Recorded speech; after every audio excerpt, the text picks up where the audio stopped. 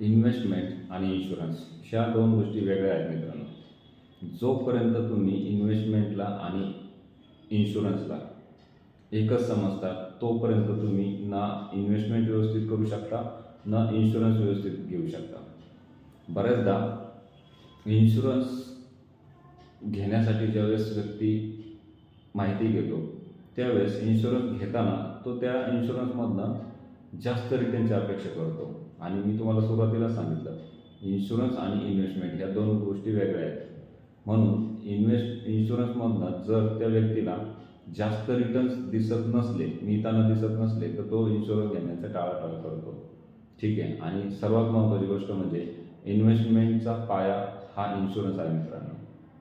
ठीक आहे. तुम्ही जर कधी फायनान्शियल पिरामिड पाहिला असेल तर तुम्हाला सर्वात सुरुवातीला हेल्थ इन्शुरन्स, त्यानंतर आपल्या कुटुंबासाठी लाईफ इन्शुरन्स आणि त्याच्यानंतर हे दोन इन्शुरन्स आपण खरेदी केल्याच्या नंतर तिथून पुढे इन्व्हेस्टमेंटच्या वेगवेगळे प्रोडक्ट्स आपल्याला दाखवलेले असतात. ठीक आहे मित्रांनो. परंतु जोपर्यंत तुम्ही इन्व्हेस्टमेंट आणि इन्शुरन्स ह्या गोष्टी दोन वेगवेगळ्या आहेत हे जोपर्यंत तुम्ही लक्षात घेणार नाही तोपर्यंत तुम्ही दोन्हीकडे देखील व्यवस्थित गुंतवणूक करू शकणार नाही आहेत. धन्यवाद मित्रांनो.